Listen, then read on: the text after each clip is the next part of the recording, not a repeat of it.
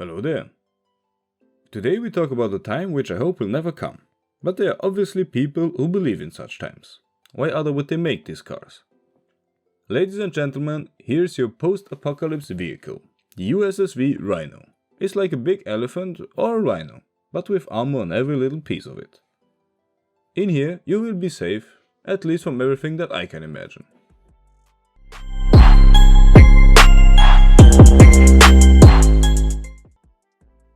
Okay, this part and all other parts of this video have normal names like design and interior, but this vehicle is everything but normal. You will see that nearly everything is special in here, so let's do this. First of all, the USSV Rhino GX is fully street legal. USSV stands for US Specialty Vehicle, and this is also armored as well. The Rhino is based on a Ford F450 Super Duty chassis. But that chassis is a pickup truck and this is kind of an SUV, so they had to do a lot of custom work to get this done. But for a car that costs as much as a Lambo, namely $300,000, this is expected. It is built in California, which doesn't quite explain why they could put all the stuff in here. You will see in a minute what I'm talking about. Oh, and there are also some gun ports here and there, but that's not the maddest thing in here. On the outside, you will notice that there are extra handles and footrests. These are there for people, better your security team, to hold on to. Yes, that's the kind of car we are dealing with here. So there can be 4 people hanging onto the outside of the car while you are safe inside of the big, heavy armored doors.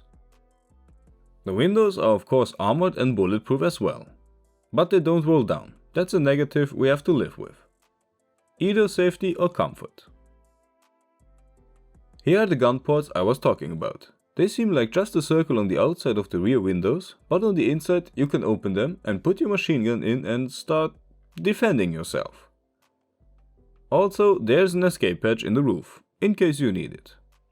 Now let's talk madness. The first of the 3 buttons here is not so mad. It activates metal deadbolts which will secure the doors so nobody can enter. But the other 2 buttons here, they are quite mad. The first one has like a small fire or some smoke on it. When you press this button, the car will actually put some oil in the exhaust and this will cause smoke to appear and you will lose your attackers. Hopefully. And if that's not enough, there is still the next button in line to put some nails onto the road. Yes, you heard right. And I don't know how this is street legal. I really don't. Maybe because of America. That's not even the last of the crazy things in here. Inside, there is a special screen mounted to the roof that's a thermal imaging screen. That is connected to a thermal camera outside the roof, so even in complete darkness you will see everything going on the outside of the car. And there are a lot of LEDs on the outside, so you can light up the dark if needed.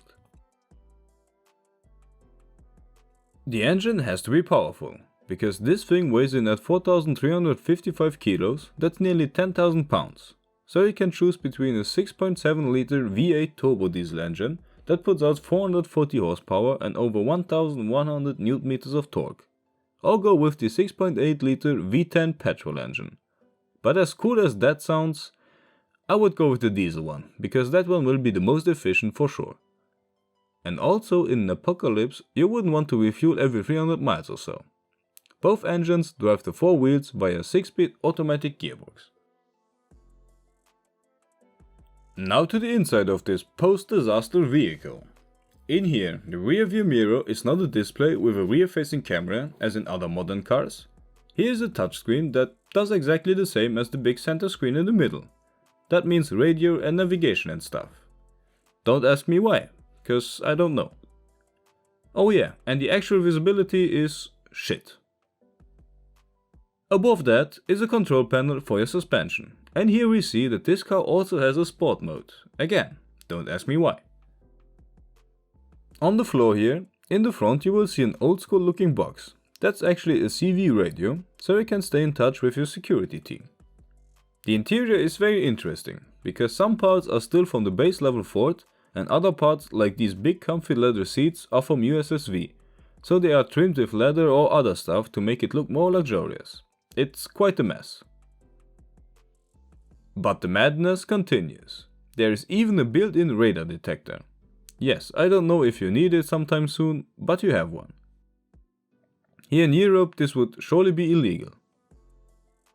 The back seats and the third row are all custom built, because like I said, this was at the start a pickup truck, so they left you with a lot of space even in the third row. There are some cup holders, some USB ports and of course individual rear climate control, all for your comfort. Mounted onto the roof, there's even an entertainment screen, which can be upgraded to a big TV if you want. This now has nothing to do with the inside, but I still want to tell you. These Goodyear tires are specially made, even if punctured, they remain capable of driving at low speeds. And they are interchangeable, that means that you can put any tire to any position, front or back, what you want.